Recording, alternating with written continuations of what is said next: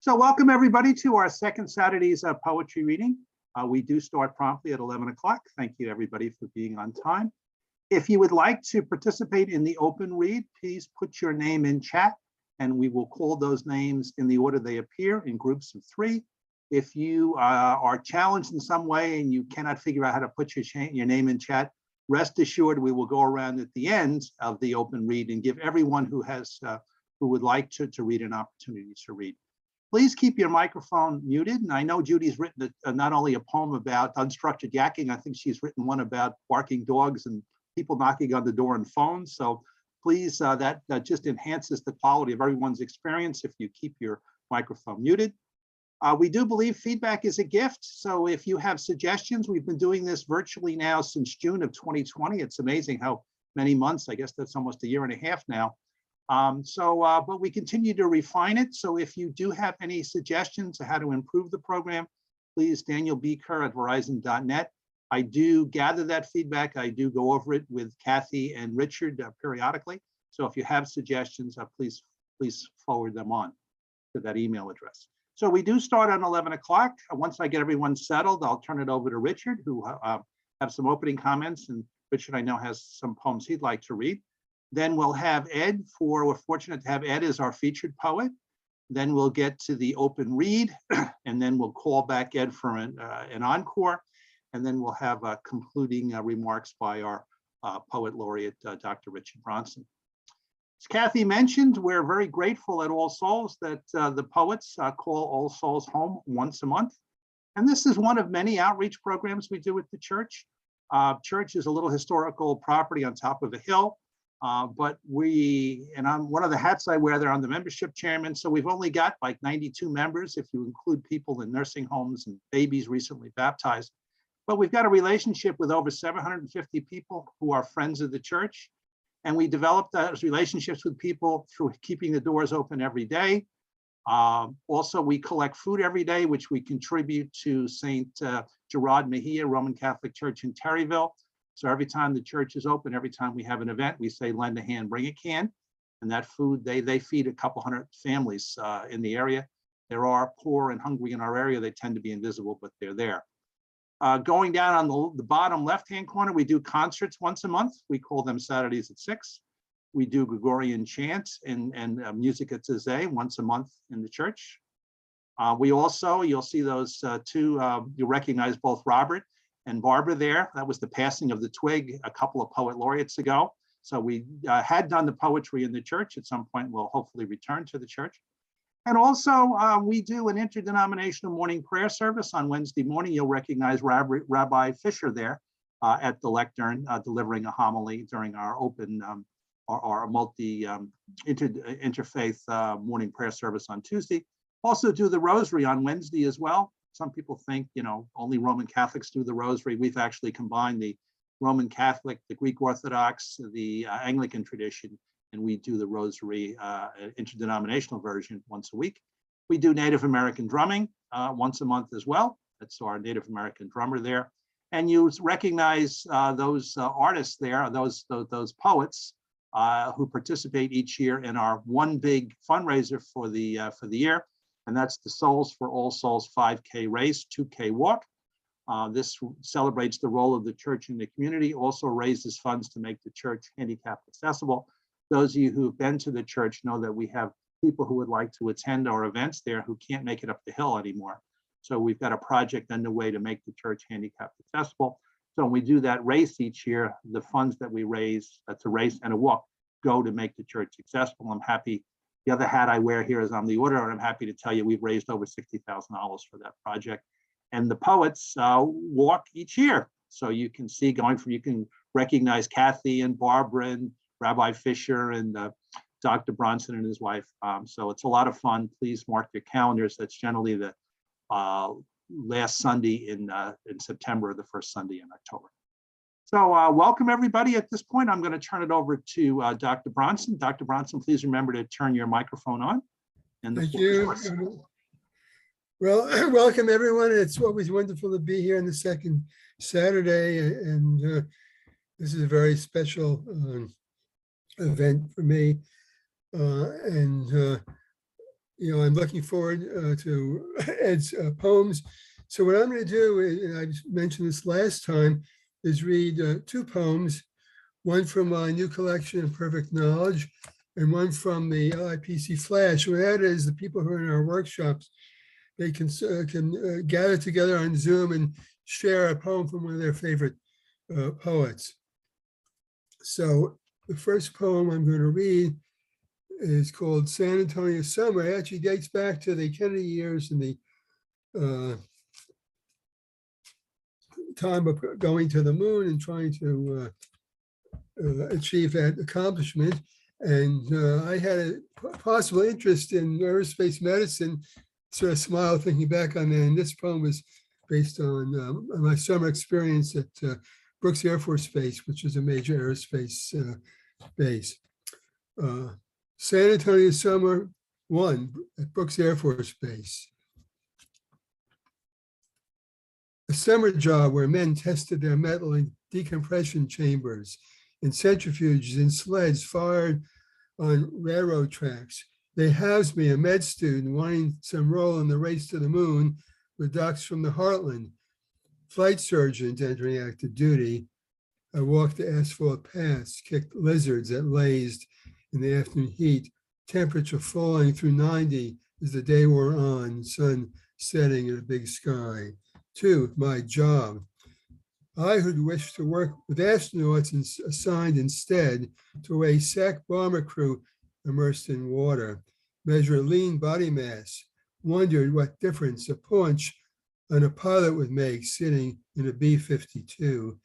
Silent, eyes hidden behind red goggles, they swaggered in their muscled nakedness into my lab, dark adapted to their cockpits, ready day or night, airborne at the president's command, fly over the pole, drop hydrogen bombs, mutual assured destruction, mad, it was called. So anyone who remember those years, they were a rough time in terms of the Cold War. Now, the poem that I selected from the Flash is by Howard Nemeroff, one of my favorite poets. He was poet laureate of the US twice. He taught at Bennington and at WashU. His sister is Diana Arbus, the photographer of an interesting family. And the poem is called A Spell Before Winter. After the red leaf and the gold have gone, brought down by the wind, then by hammering rain, bruised and discolored, when October's flame goes blue to guttering in the cusp, this land sinks deeper into silence, darker into shade. There is a knowledge in the look of things. The old hills hunch before the north wind blows. Now I can see certain simplicities in the darkening rust and tarnish of time, and say over the certain simplicities, the running water and the standing stone, the yellow haze of the willow and the black smoke of the elm, the silver silent light, when suddenly, reddening toward nightfall, the sumac's candelabrum darkly flames. And I speak to you now with the land's voice. It is the cold wild land that says to you, a knowledge glimmers in the sleep of things. The old hills hunch before the north wind blows. Interesting in terms of a lot of things. Well, following that, I really wanted to move forward and to welcome our reader, Ed Luhrs. I've known Ed for many years. He has been very active in the LIPC and wonderful reader of poems, a wonderful collection of poems from different eras too, besides his own, and a wonderful reading voice, both for reading and for singing and for recitation. So with that great pleasure, I welcome Ed to the Zoom podium and look forward to his reading. I'd like you to turn on your microphone and the floor is yours. There I am. Hello, everybody. Well, I had a request, so I'm going to start with the request. The request is to do a little bit of Old English. And so I figured that's a good thing to start with because it's something a little bit out of the ordinary, and it's something we don't hear very often. So here we go. I'll play a little bit of it for you. Under mistvleugum grendelgången. Gårdes urevär. Inte se man shada mana kunde sumna basuran sällan hem. Ord under wolfnum. To this the he win wretched gold seller gomna. Ja rost visa fatum fat. Nej, was that former sith that he Hrothgar's hand besåg. Nevre he on aldo dagum erne sithan, hadren hele, halfenes fand. Kom da to wretched ring sithian dremum bedelid. Duru sono onar thyrvendum fast. Sithan he hira polmum ethran, on breda palo hudig, the he evolchen was wretchedus mufan. There it is, just a little bit. You know, just a smattering. And so what we have here is a selection of poems. One of the first ones I have here is a poem that is, I think it's what you would call an ekphrastic poem. It's called I See the Sky, and it's composed entirely of lines from a novel called The Waves by Virginia Woolf. And I just selected a couple of sentences from each page. I did it kind of at random. I made a mathematical formula kind of thing. But this is I See the Sky, lines from The Waves. One cannot go on forever. Without pausing, I will begin. The phantom was part of the flower. The black cat moved among the bushes. My feet feel the pinch of shoes. We can shut out these distracting voices. A woman couched beneath the horizon. Avoid these ready-made phrases. I will not conjugate the verb. I hear something stamping. Far off down the river, I hear the chorus now assume the sober and confident air of soldiers who saunter under yew trees. I cannot precisely lay fingers on this fact. I cannot follow any word through its changes. He seized her with the pajamas blown out hard between them.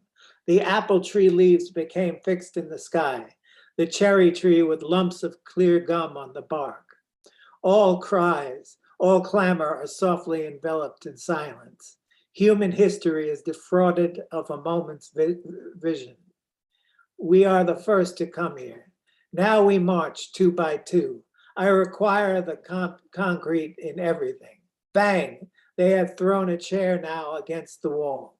You are all engaged, involved, drawn in. I see the sky, softly feathered with its subtle effulgence of moon. Ta-da! Then the next one is a poem about cancer called Metastasis. And I wrote it after reading a book called The Emperor of All Maladies by Siddhartha Mukherjee, which I think I can highly recommend that book. And this describes the process of cancer getting larger. Metastasis. The body, resilient in all lines of defense against except one, begins to utter hermetic code in some remote corner of the abdomen, the lung, the pancreas, the breast, whatever it is, for reasons thousandfold and unseen. A revolution takes place through innumerable forms and effects, inextricably arisen from the human genome. The same pattern emerges. A small gathering of cells achieve independence from the norms surrounding them. The body's growth inhibition signals are discarded as archaic litanies, which, having ascribed to the religion of programmed self-death, now march to a tune of limitless potential. In this regime, singular masses, grape-like clusters, or spindle-shaped strands undergo shifting replication. A newly arisen renegade speaks a broken dialect of messages within the very protein structures that regulate the surrounding tissue. An order is given that blood be drawn. Vessels engender continued growth to the affected area, and then, having securely established its power base, a rapid invasion spreads to remote organs in new and newer terrifying forms. Next is Bandit. And I did this poem about a raccoon, about raccoons, for a workshop in George Wallace, a workshop. And I came up with this. Bandit. In the cave, a ripe concourse of deafening squeaks and fluttering. Bat manure brewing noxious fumes that burn nearly anything blind as the black pitch. Yet the sly, nimble raccoon searches the contours of rock for fallen babies. Its touch a map maker, a torch in the darkness. Or in the cities with clockmaker hands, a gentle shove, trash can lids pried open for scraps, rotting chunks of banana, pork, salmon skins, the last wilted leaves of romaine, master thief, manipulator, opportunist in hard circumstances, fishing frigid streams, underbrush, between cracks, over roadways, the car wheel cracking a fallen nut, the patient marauder watching, waiting for the light to turn red.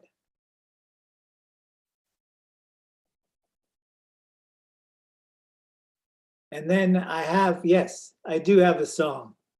And this is a self-fashioned ditty called Andere Meinung sein. And it's about, it's the German phrase means to have another opinion. Ich habe andere Meinung is one way of saying I have a different opinion. But this is Andere Meinung sein. He likes red, she likes blue. Andere Meinung sein. I like nothing that you do. Andere Meinung sein. Andere Meinung sein. I like nothing that you do. Andere Meinung sein. A ching ching chingy, a chang ching chong. Andere Meinung sein. All what is will come undone. Andere Meinung sein. Hey, andere Meinung sein. All what is will come undone. Andere Meinung sein. You're a broker, she is broke. Andere Meinung sein. She's a choker, you like coke. Andere Meinung sein. A wing ding dinky, a dingy dong dang. Andere Meinung sein. A pow pow kitty do a bim scala bim. Andere Meinung sein. Big potatoes. Andere Meinung sein. No one knows what anyone thinks. Andere Meinung sein. It's really sad people don't like chicken. Andere Meinung sein. Stop singing, and the chicks I like are either crazy or otherwise unavailable. Andere Meinung sein. Make a chicken sound. Andere Meinung sein. Bakok. No one cares what anyone thinks. Andere Meinung sein. Thank you. All right, I have a brief poem about my great-grandmother, Lily, 1892 to 1975. My memory feels so vivid, but who knows what the mind creates from scraps of wishes. A frail woman in a bed, a 2-year-old boy at her door, uncertain. What's the matter? You afraid of an old lady? She asks. I hear the Sicilian accent, strong as the distance of years that separate us. That's just a short one. This one is Bread Keeper. At the nexus of lord and loaf, the grain supply, the holders of plenty and the bread beggars, the shepherds of sons exacts his due from the low places, he himself bathed in the glass light of heaven. Father, Son, Ghost, the one law of plenitude and communion. Blessed the high walls of providence, sun, soil, and rain on the fields of eternity. Blessed the plow of yoke and yoke, that share exacted the protection given. Blessed the poor, the compliant, the copper-filled pockets of towns become cities, states, nations at war.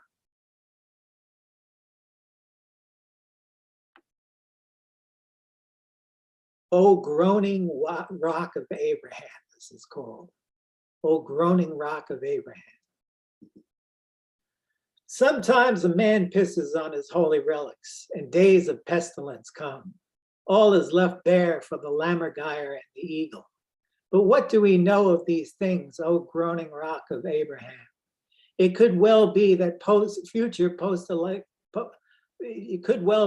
future post-apocalyptic tribes will see the shaft of Jesus penetrate hearts as the people congratulate their lawns for living so well. Listen to the special way the commercials for the prescription medications help get your game on, get your stroke on. We're going to hump the boogie down. Fiber and eggs, bitches.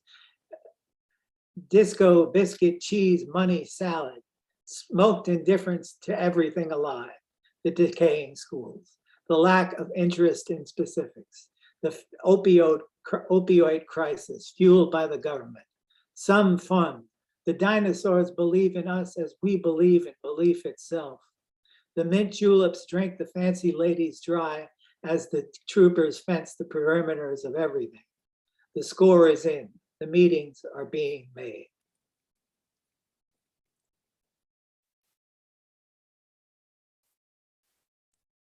I think I have time for this one. I'm going to do something called the populist, a parable. The populist has angular opinions about perpendicular topics. He has tumbled through the issues. He knows the process. The people bank on what is known, few know details. He reveals new facts about the enemy, who takes the form of a single person symbolizing a whole population within the borders of a piece of land. The people spit venom. The bald men with their beards and straw hats have waved misspelled signs alongside the nervous women. We need something to fear and something to believe, the populist says. Let the one be science and the other magic. The people agree. The answer is simple. We must protect the ancestral home of magic if we are to remain just and free. Meanwhile, we are to gut funding for scientific research while preserving the economic status of magic. Make it a protected category. Make it real. Make it the focus of education. Then target the middle class, the disadvantaged. Make them lazy.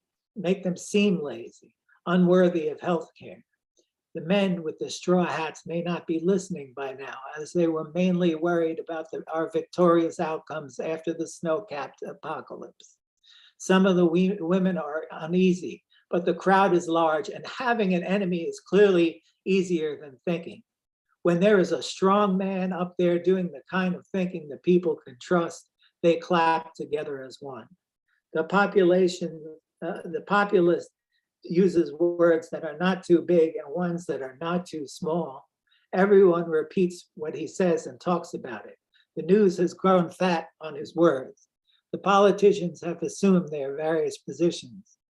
The people continue to feed themselves on opinions about people who speak foreign languages. What a fine morning. There will be a new breakfast in Gondwanaland, an old-fashioned recipe that everyone will appreciate once all the borders are drawn.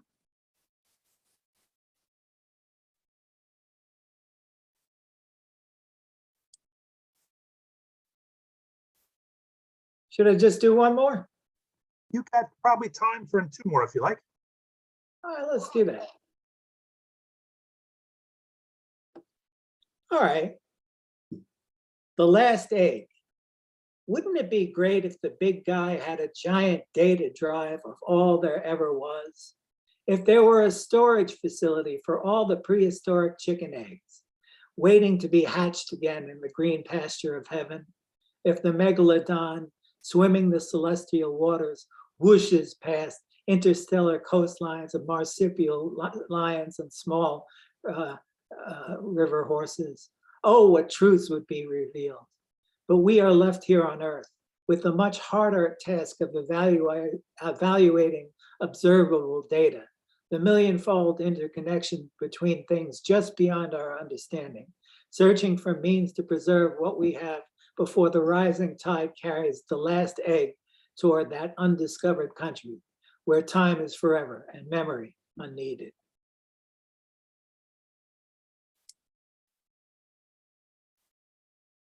And here we go. Here's the last one for now. Hold high your hearts. Hold high your hearts and shine. Though bad times come your way, be the distance of the runner at the dawning of the day. Though frizzled times be frazzled times and crooked paths twist as they may, be the distance of the runner at the dawning of the day. And if our paths meet not again, rise, go lively on your way. Be the distance of the runner at the dawning of the day. Be the distance of the runner at the dawning of the day. Thank you. Thank you, Ed. That was truly memorable. I think you're starting with the Old English. I mean, that was took us to a different spot. I guess you might have a future working for Amazon or Google the way you did that algorithm on Virginia Woolf and magically turned that into a poem. That was great. And your ability to look at cancer from the perspective of cancer, just very, very memorable. And that little raccoon with the clockmaker hands, I have to think of raccoons with more respect now, think of them as clockmakers as opposed to mischief makers. And the beautiful song Under the Miner's Eye. I didn't know chickens could sing, so that was a real eye opener. And that poem about your great grandma Lily, although so short, just that memorable line, "Who's afraid of an old lady?" Yeah. The bread keeper with the Father and the Son and the Holy Ghost marching off to war, and Abraham, the groaning rock, and how he's pissing on our relics, and whether or not the dinosaurs believe in us, just very thought-provoking, and the populist, very timely, and the last egg, and just that haunting, refrain, go the distance of the runner. It's just a truly memorable reading. So, thanks for your reflections. That's great. thank you for that. So we just got new person admitted to the room. So we're going to move now into, and we'll bring Ed back for an encore as well. So we're now going to move to the open read. Just give me a second. And we're not going to piss on Abraham. We've got Charlton Heston here. I think that's actually Moses. So just to get us all on the same page, please, that I've got a record here of who all the people, the names that are in chat, and we'll call you up in groups of 3s. So again, please keep your microphone muted. Please know when I call you out in 3s, where you are in the sequence. Please only one poem, and please no more than 5 minutes. Please keep your microphone muted. Please be waited to call upon, and we will call Richard back at the end. And we generally we shoot towards 12 o'clock, but we will flex depending upon how many people want to read and how long the poems are. So let me now stop sharing. And we're going to do the readings for the first group of 3 is Rabbi Fisher, followed by former poet laureate Robert, followed by Herb. So Adam, over to you. Please remember when I call upon you to turn on your mic first. Adam? Hi, as by way of introduction, if any of you have ever been to Avalon, which I strongly recommend, when you take the path, there's a tree stump about 5 feet high that has a face on it that's cut straight down, and it's flat. And there's a memorial there to an arborist who fell to his death cutting that tree. So I wanted to, this is a poem about that. It's called Arborist. The arborist throws a safety rope over a large branch, ties it to a nearby tree, tests it with his weight. Safe.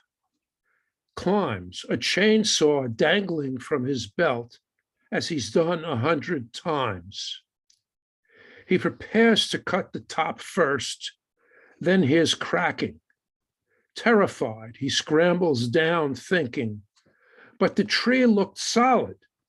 Then it breaks below him, and he falls, too surprised to even dread his death.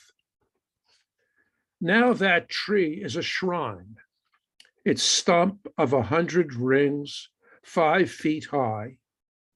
On one flattened face, someone chiseled, Eric, the best of men.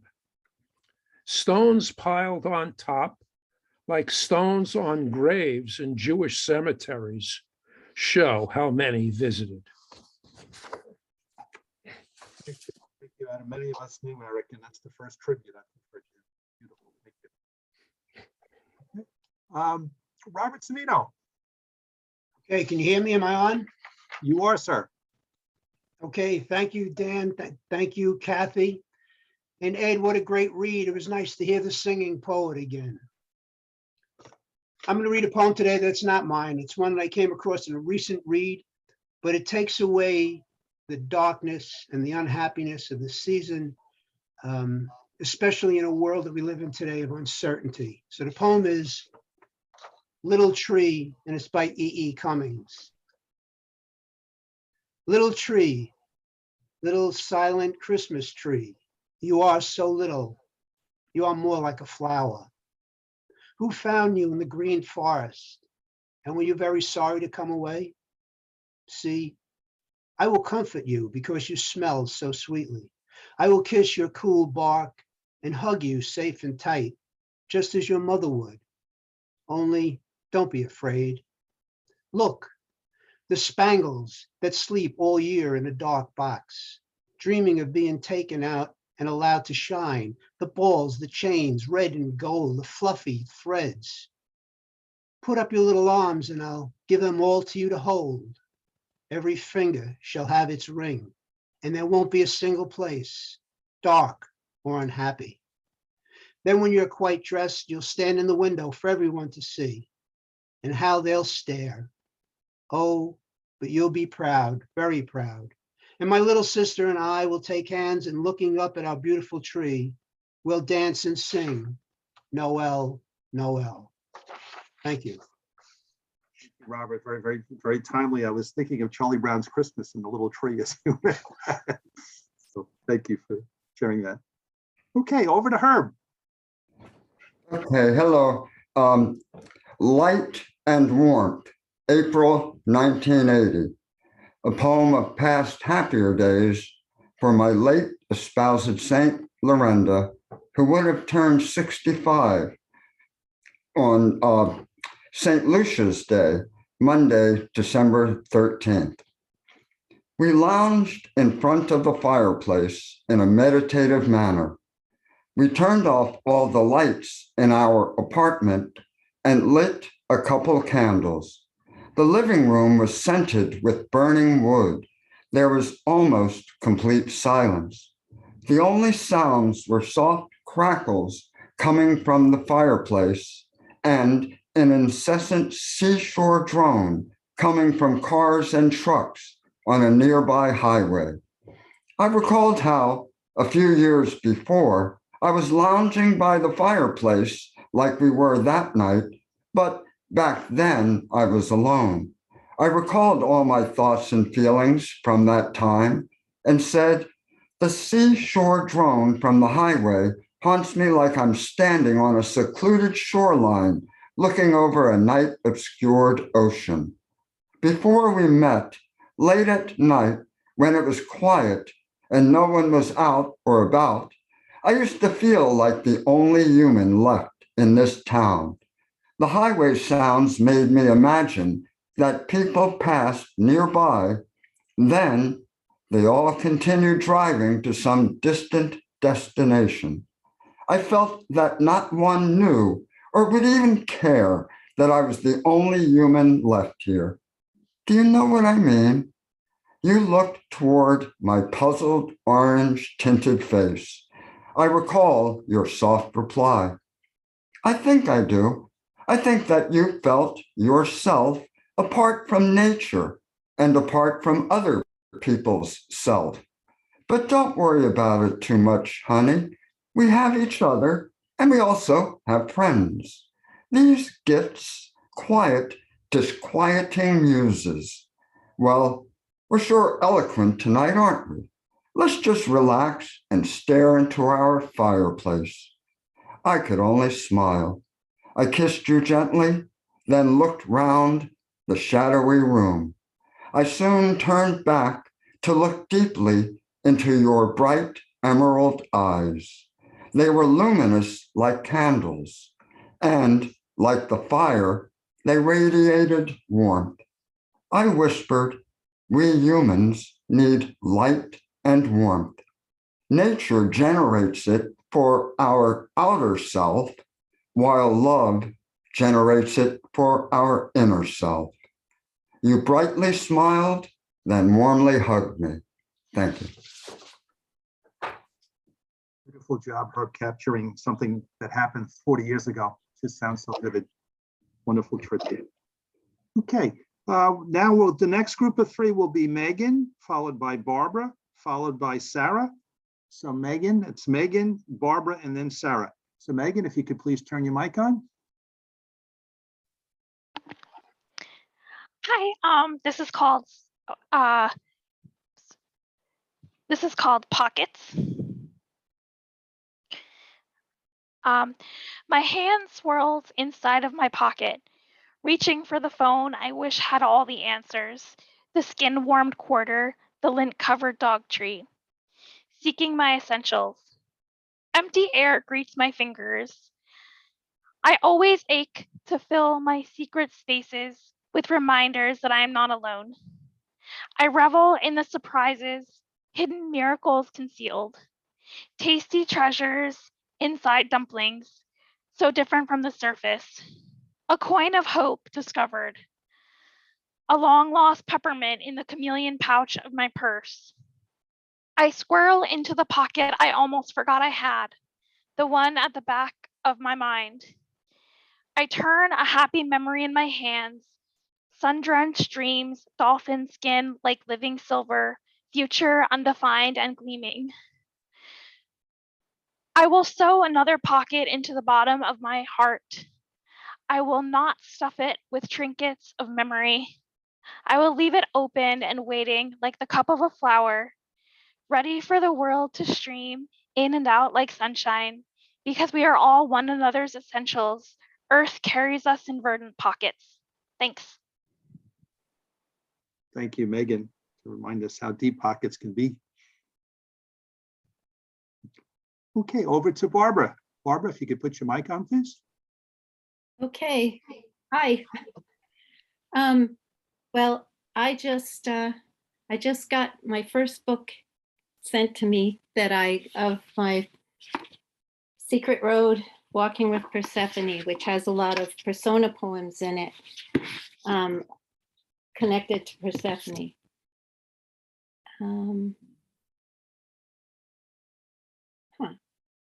You know what, it's just funny because I'm looking and I see Megan's blank. Can you hear me? Yes, you're on fine, and I can see your Okay. visual as well. All right, it just threw me for a minute. All That's right, so okay. I'm gonna read a poem from the book. It's called Hearing the Winter Night. Hearing the winter night, wind is knocking, banging on the door and windows. Cold, vast night holds the noise and stars. Points of light prick the dark.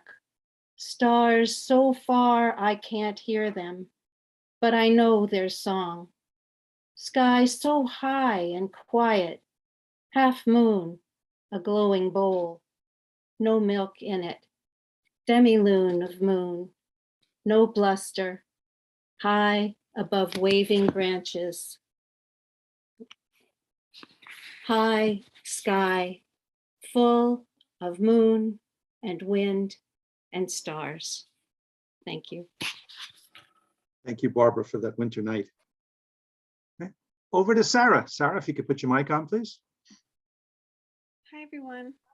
This piece is called Painted Ladies. The painted ladies passed me without grazing my skin, as per usual, a penalty for not having a sweet enough surface. Did the lavender bush taste better? I'll try to blush in lilac, occur as nectar. I'll mix the colors into an elixir and drink myself into a masterpiece, flushed in hues that flutter inside me. They parade me, or maybe they degrade me. I march filled with an invasive species.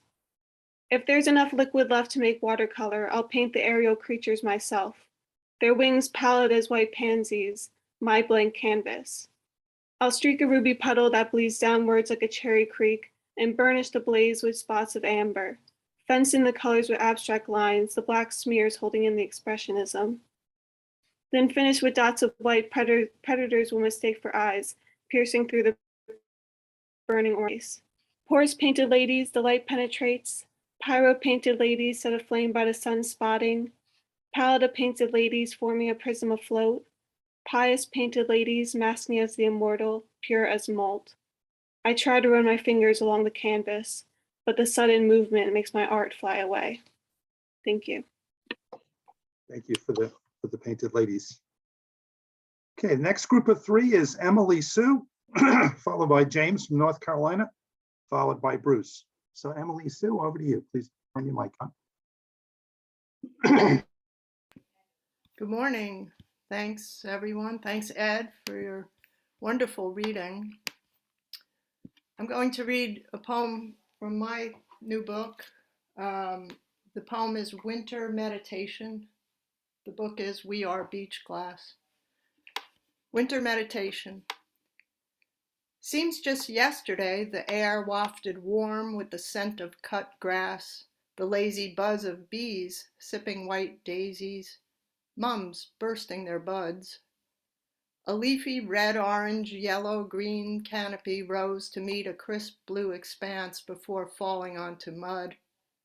Mud that gradually hardened under the cold stare of lengthening nights and sidelong glances from the morning sun. The trees have let go of striving. Bare branches redraw their shapes, reveal nests they still hold safe. Snow snugged in close to trunks is the first to melt, even in deep winter. Life's quiet energy exposed in rings of grass and soil, where cardinals peck and squirrels scrabble for buried sustenance. Cold air blasts past door sweeps and windowsills. Layers of clothing head to toe, never enough. 'Tis the season I struggle to love. Having dreaded its arrival, I will it toward a hasty retreat. Take heart in each day's hold on one more moment of light. Thank you. Thank you, Emily, for the wonderful winter meditation. Okay, James, over to you. You got to turn your mic on. Okay, got it on. I won't use my southern accent. I said, wild waves will grow and then flow, while they would do it to and fro. When they had washed over shells, such a sweet story each one tells. Could hear them soft, sweet soft sound, we knew they are freedom bound. As they will flow down sandy shore, God had sent us more and more. At beginning of day, waves would break, many sounds birds would make. dreams were answered and fulfilled, which is what our God had willed. Thank you. Thank you, James. Reminds me of Genesis a bit. Bruce, over to you. Okay, thanks, Dan. Can you hear me? Yes, you're on, fine. Okay. This is a poem for the season. It's called News of the Child. Catherine, he pleaded into a horde of holiday shoppers. Catherine, Catherine, he cried as he spun around, searching with wild eyes. He ran a few steps, stopped and ran again. Catherine, his voice faded as he vanished in the swirl of the crowd, followed by a walkie-talkie security guard. Seconds became precious as we bystanders waited and shoppers rushed by, their little packages appearing and disappearing. I peered into that stampede for the tumbling of that child, paralyzed by an impossible impulse to seal off the dozen mall exits all at once. Catherine's daddy, a store clerk, called out while walking by us briskly. She was smiling, almost singing, as she searched for him, to bring the good news to him, bringing good news to all who had stopped and hoped. Thank you. Beautiful, Bruce. Beautiful. Reminded of the story of Jesus being found in the temple as a little boy. Okay, next group of three is Judy, followed by Shu, followed by Sherry. So Judy, over to you. Please remember to put your mic on. Good morning, all. Still morning. Thank you, Ed. Oh, I loved the song. I loved it all, but I love the song. Thank you. Thank you, Dan. Thank you, Richard. Thank you, Kathy, for giving us the history of this reading. And maybe next month I'll read Behind the Vines.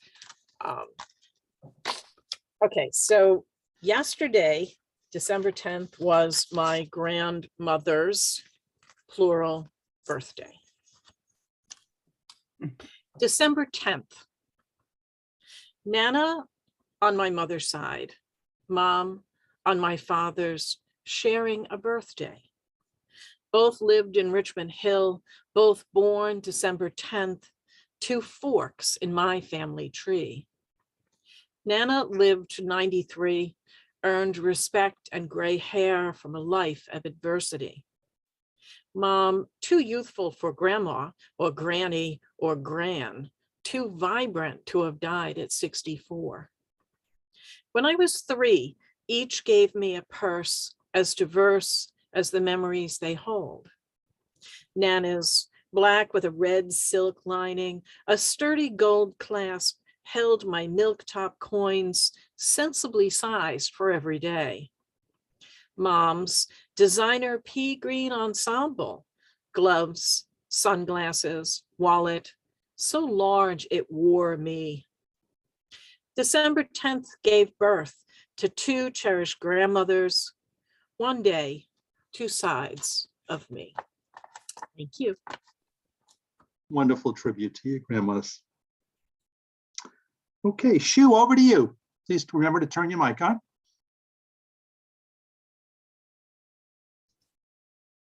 So I post the piece on the chat so everybody can follow. The title is May I? May I borrow your yesterdays to fill my blank todays?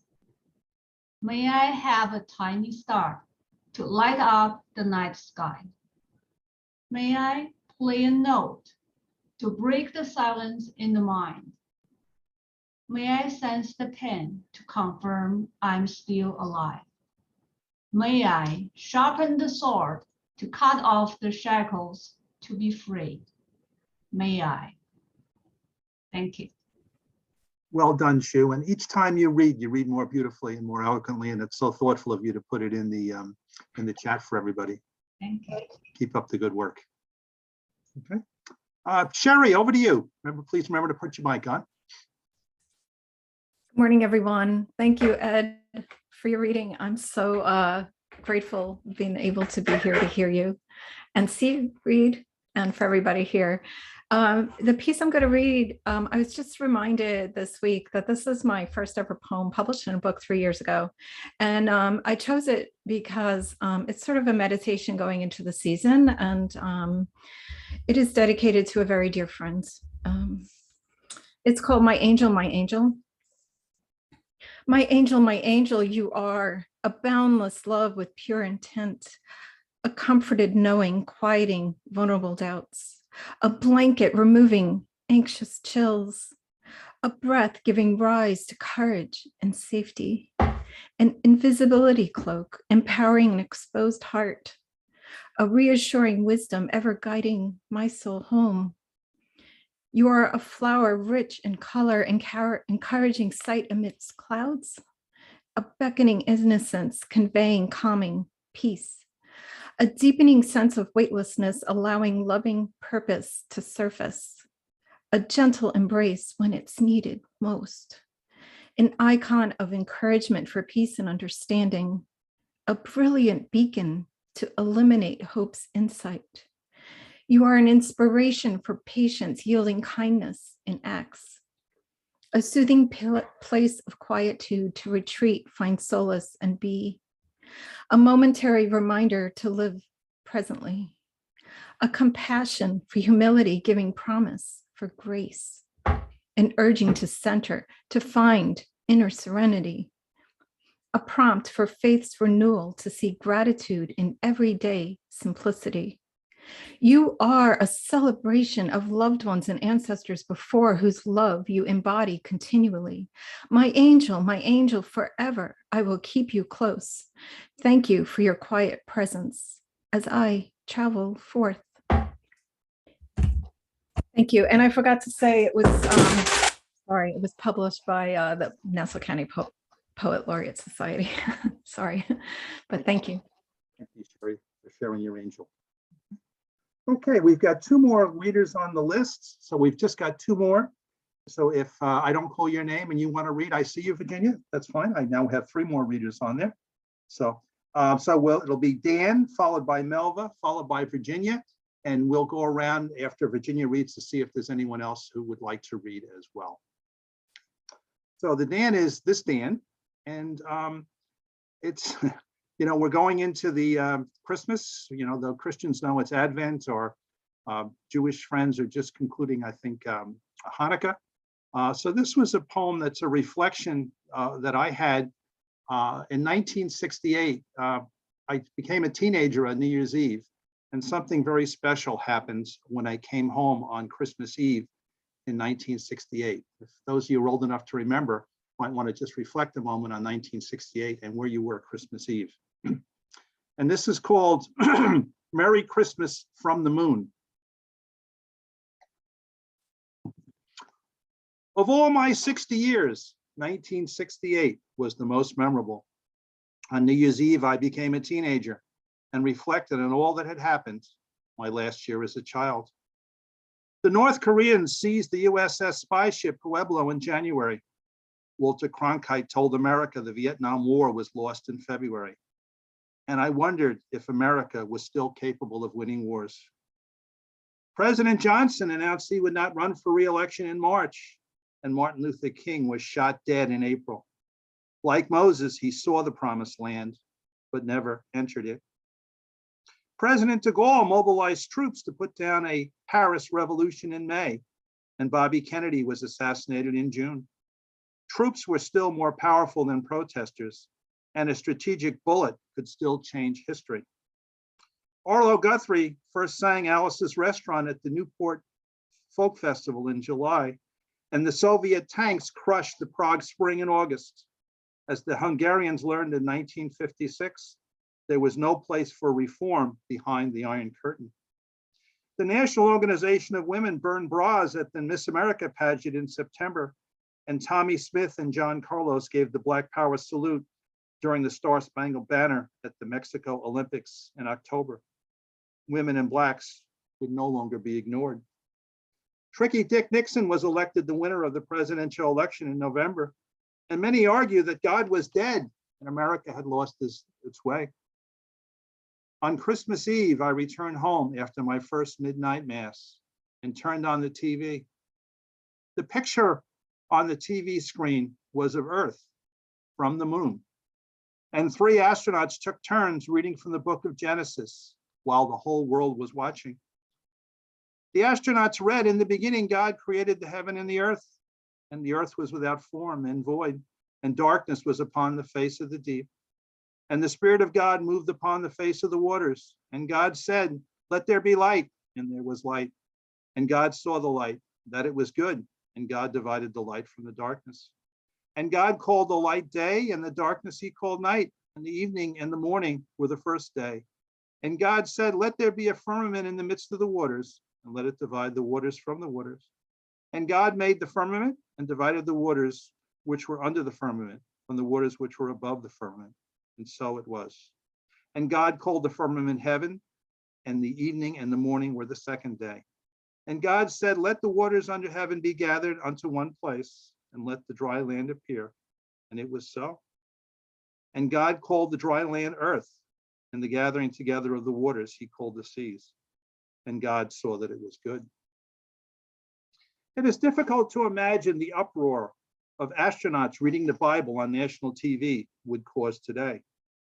However, reflecting back on 1968 and all that we had endured as a country that year, seeing our island home from space and hearing God say it was good was just what we all needed to hear. Merry Christmas and peace on earth from the crew of Apollo 8. Thank you.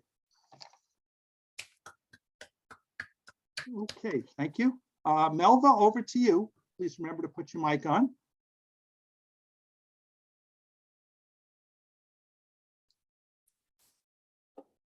There you go, Melva, you're on. Hello, everybody. Thank you, Ed, and thank you, Richard, for the invitation. I'm going to read a poem called Doubts on Writing Poetry, which is self-explanatory. I had doubts, never thought I could write poetry. 2020 comes, I join a poetry workshop on Zoom, turn old writings, essays into wannabe poems. It's difficult, unsatisfying. One day I make a clean break.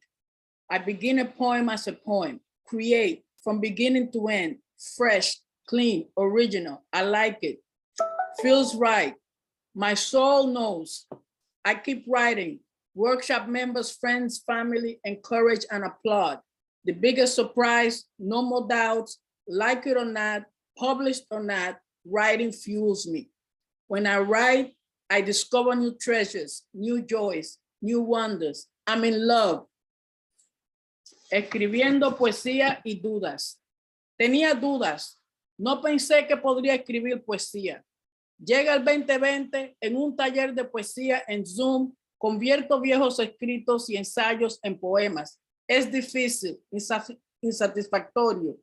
Un día empiezo de limpio. Creo un poema del principio al final, fresco, original. Suena bien, me encanta. Mi alma lo sabe. Miembros del taller, amigos y familia me animan y aplauden. La mayor sorpresa, no tengo dudas. Guste o no, publíquese o no, escribir me trae alegría, alimenta mi alma. Cuando escribo, descubro tesoros, maravillas, me enamoro. Thank you. Muchas gracias, Melva. That was great. Yeah. And it was recently published at the New York Writers Coalition, Black Writers, New York Writers workshop online. That's great. Thank you, and we hope you'll join us again. We do this every month. Thank you. Okay, Virginia. Now that there's others who want to read, we'll wait till after Virginia reads, and then we'll go around and see. Oh dear, am I the barrier here? I apologize to Dan. He heard this poem before at the Bard's Annual, which we just went to. I want to thank Ed for bringing the dark energy of Beowulf to us. And we had so many languages today. The last Melva was wonderful. This poem, a little sarcastic, is outliving your appliances. The drop-in stove no longer available, thus to replace requires removing one cabinet, perhaps more, facelift for a kitchen about half as old as you. The dishwasher is leaking and past its warranty, no matter how still shiny the stainless exterior, the rot and rust erode one corner lip. The video camera may not work with the new computer, which you are still learning to use, and you have yet to get the high H transferred to DVDs. You lucked up on the washing machine. During COVID, a masked man repaired the stalled machine while still under warranty. Clean sheets, clean masks. At night, you listen to the refrigerator, hoping it keeps humming. And the phone, out once for a month, thanks to PSEGLI, keeps contact with the entropic world. You do not want a new stove, just this one, repaired, but it would need removal, overhaul, fabricated parts, a bespoke proposition, one you cannot afford. And we have not gotten to the superstructure overall, the house itself. There seems to be some mold, leaks, I know, and no money for reconstruction. Aging is not a sometimes thing, but it is hit and miss, hitting mostly when least expected or desired, and not missing a trick in getting under your skin.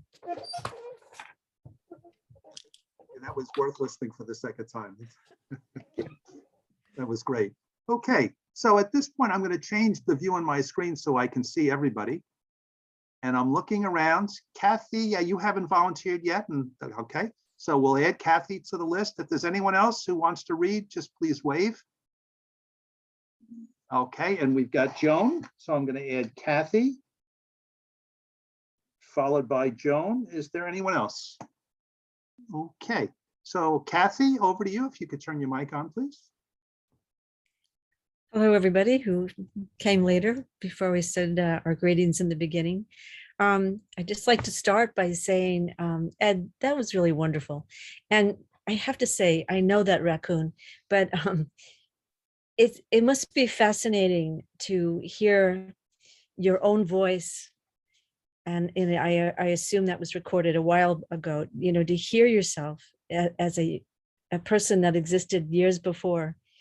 And I saw you were trying to read alongside your own self, to see even how the voice has changed and how life has changed since we ever write a poem that we read and then say, oh my goodness, I would change that poem now. Like this, and it's marvelous that you even tackled that. No one else has even come close to trying to read anything in Old English. You are unique amongst us. So thank you. Okay, so my sister, my baby sister, I'm the eldest of 6 girls, and my youngest sister, Nancy, is a flautist. She wrote this poem, I wrote this poem about her playing her music in a church down in Babylon, and it goes like this. My sister's Christmas music, dancing through the air, soaring through the gables, flute and organ interweave, muted by winter winds.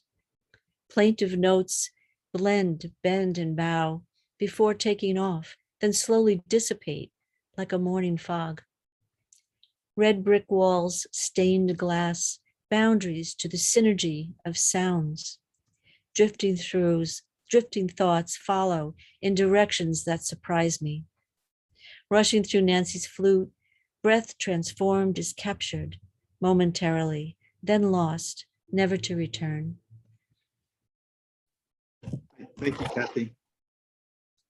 Nice, wonderful tribute to your sister. Okay, Joan, over to you. Got to turn your mic on, Joan. Should be a little picture on the bottom of your screen. There you go. Oh, you had it on. Do it. Just do it once more.